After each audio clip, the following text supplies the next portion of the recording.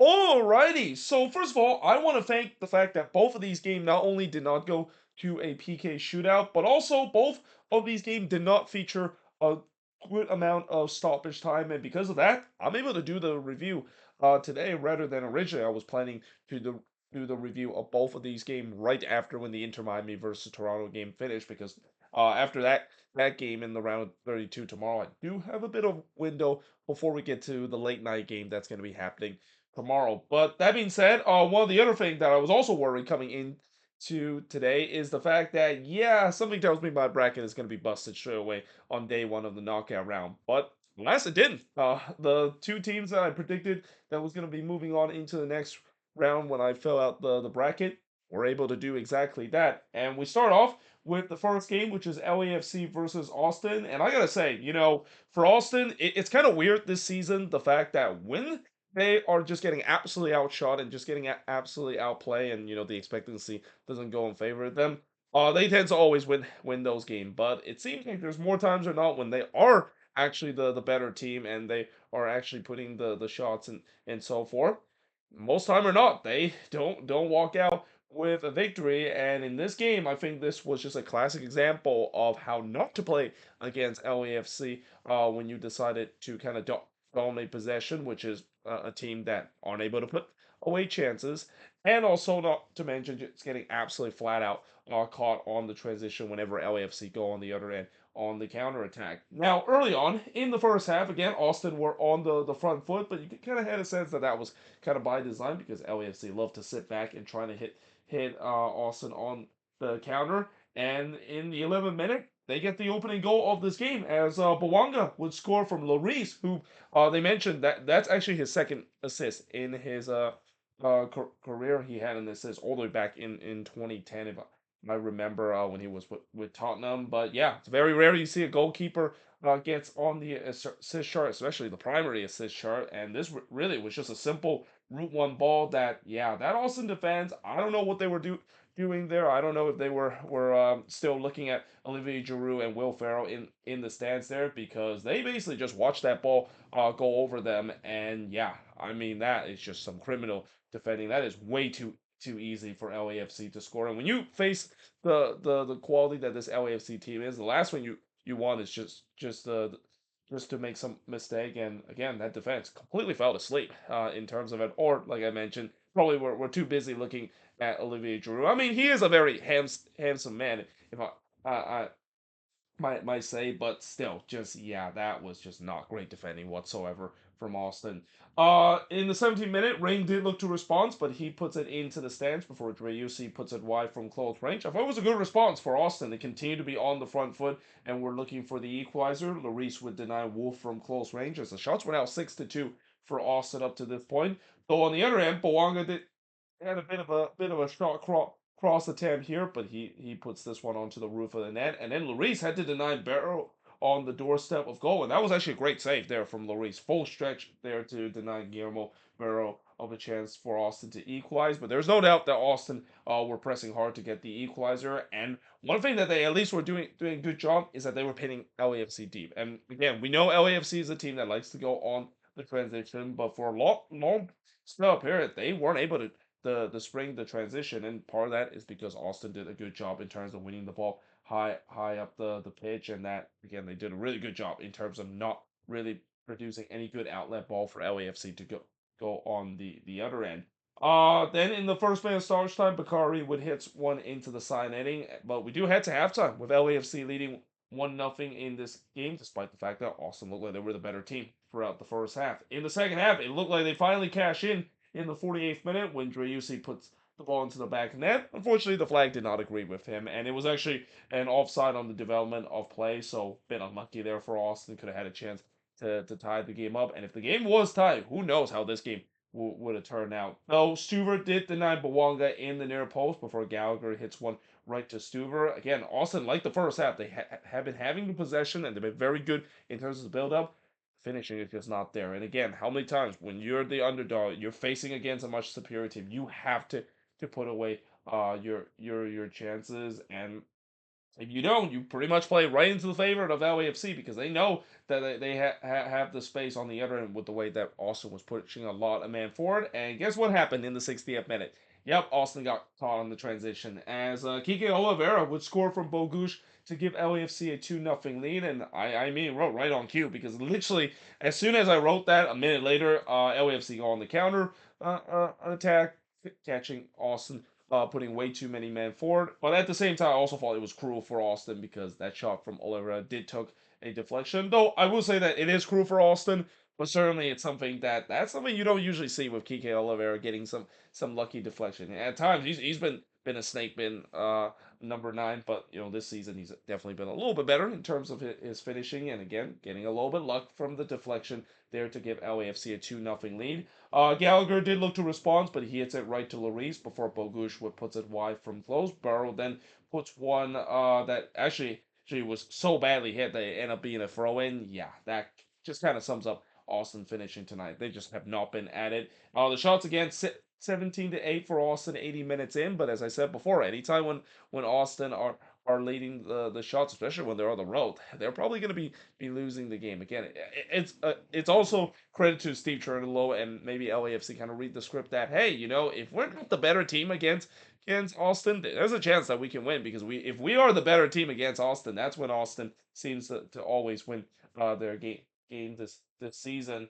But in the 80th minute, Palencia would blast one into the 3-2-5-2 before Stewart would deny Oliveira as the flag went up there. Though I thought LAFC probably would have got that third goal if they weren't being a little bit too cute there on the attack. I think they kind of overpassed it a little bit there, and as a result, the flag came up for offside. But again, that moment all came from a transition, which Austin basically had no answer dealing with it because they were just pushing so many men forward, especially in the second half to try to chase a goal back. But yeah, in the end, LAFC they win 2-0 in this game. Shots in this one heavily in favor of Austin. 21 shots for the 9 that LAFC had. 5 shots on goal for the 3 that LAFC had. 3 shots off target for the 6 that Austin had. 8 shots on block for the 2 that LAFC had. And possession-wise, 60% possession compared to the 40% possession that LAFC has in this game. But again, if you want to see Exhibit A in terms of a classic example of now, possession and also dominating the stats doesn't always end up mean that you can win the game and even win it in a comfortable way. This is an example of it. Austin didn't take their chances when they were given. LAFC was able to do so, especially on a lightning counter attack. And yeah, again, this is going to be very frustrating resort for Josh Wolf because on one hand, I'm pretty sure he will be happy of how his team played in terms of creating the chances. On the other hand, he's going to be very frustrated that they didn't put away those chances. And I think that's going to be the same thing. Austin fans will feel like that. Yeah, they play well in this game, but at the end of the day, it's almost like even with them playing well, kind of playing in the hands of LAFC with the way that they just had no answer when it comes to those transition no defending, and especially the first goal that they gave up was absolutely inexcusable. I mean that first goal that they gave up, I've seen some high school level defending in to not give up that first goal than what I've just saw in this game where Austin gave up this opening goal. Now, moving on in terms of the last game for tonight, as we only have 2 games tonight, which is Vancouver versus Pumas, and yeah, this was kind of a relatively even game, but in the end, again, this is a game that when you have an even game like this, it's all about who can put away their chances. And Pumas was the one that were more clinical in terms of the finishing, whereas the Whitecaps they were not so in this game. Now in the third minute, Huerta would put it wide from close range. Unsurprisingly, Pumas has been the better team early in this game. I thought they were definitely going to kind of dominate possession and give the White Caps kind of putting on their heels, and actually it didn't turn out to be that way. The Whitecaps actually had more of the possession, and Pumas at time were looking good on the transitional themselves, but they were definitely getting most of the possession, looking for the opener. Berhalter would puts it high from close. It was shot for a penalty for Vancouver, not given. In the 16th minute, Pusetu would hits it right to Tacoga before Gonzalez absolutely robbed Levante Johnson from point blank in the 24th minute. Levante Johnson had some big chances here in this end. And in fact, at point, he was pretty much the offense for the Whitecaps, at least early in this one. The shots were 2 apiece, 25 minutes, as it's been a relatively even game. Gonzalez then denied Johnson as he was in on go. Again, the Whitecaps and Johnson basically getting some prime chances, but can they put away these chances to get the go, especially coming into this game, you would say that they maybe are a little bit of a slight underdog. Consider how good Pumas has been so far in terms of the league, and especially how they dispatch Rayados in their group stage game. In the 33rd minute, Takaoka would deny Huerta from close range before he denied Doreta from the top of the arc in the 34th minute. Pumas definitely putting the heat again. They were pressing to try to get the opening goal, and this time they do. And who else but Cesar Huerta, certainly one of the bright young talent out of Liga MX. He scored here from Crespi to give Pumas a 1-0 lead.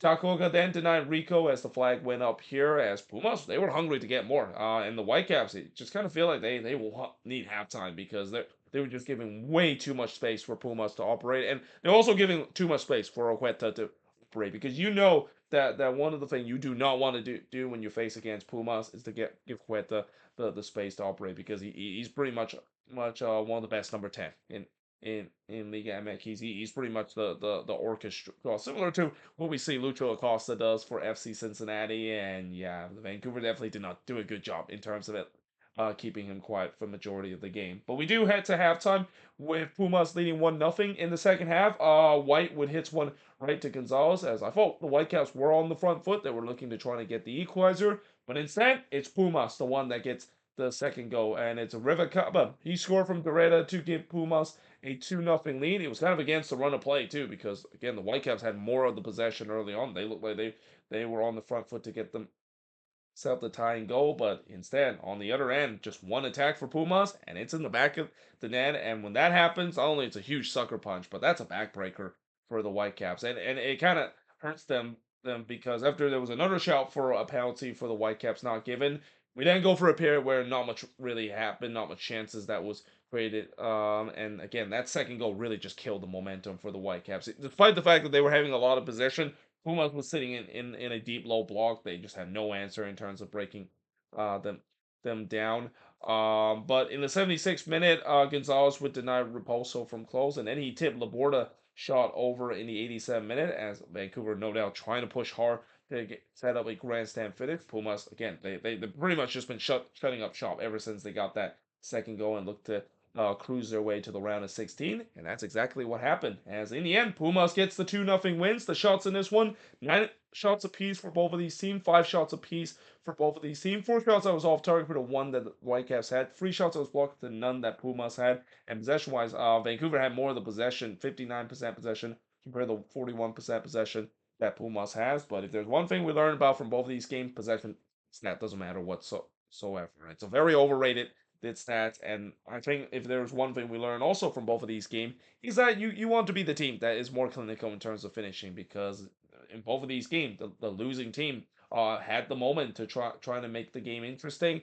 They weren't able to do so because their finishing wasn't good enough. So yeah, with the win, LAFC of course moving on into the round of 16. They face either the San Jose Earthquakes or Necaxa, and for Pumas, I think they face the winner of the game between the Portland Timbers and oh god, who was the Timbers playing again in the round there too? I'm actually blanking out. I forgot who they were playing. If you're a Timbers fan watching this, you can type in the comment section below what who they're playing in the round 32, but they're definitely playing the winner of that game that the Portland Timbers are facing in the round of 32. But either way, hope you guys enjoy this video. If you do, make sure you guys like, smash the subscribe button, and as always, let me know in the comments below what do you think of these first two games in the round of 32. Tomorrow we're gonna have three more games. No, I'm going to only review, or actually no, we have 4 more games. But I'm only gonna review 3 of them, and I'm actually probably not gonna review it right after when the final game is over, because the final game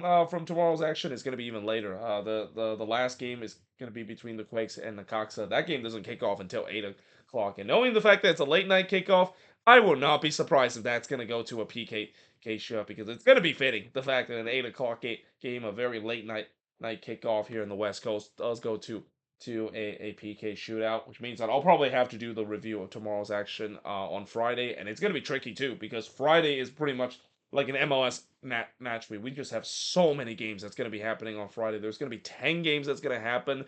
Of course, we'll review 9 of them, because one of them is an all Liga MX affair. I don't review all Liga MX affair in the Leagues Cup because this is an MLS channel after all. But yeah, that's gonna be tough, especially with the way that I know Friday there's gonna be at times like 6 or 7 games that's gonna happen at the same time, and I might just end up having a situation where after all the crazy action of Friday is over, I'll probably just do the review of the Thursday game, and then I'll do the review of the Friday game on Saturday, similar to what I do when it comes to reviewing each match week, where I do part one of the review and then I do part two the very next day. I might as well just say that part one of the remaining review of the round 32 game is the Thursday game, and then part two, of course, is the Friday game. But either way, as I said, hope you guys enjoyed this video. If you do, make sure you guys like, smash the subscribe button, and yeah, I of course will see you guys next time.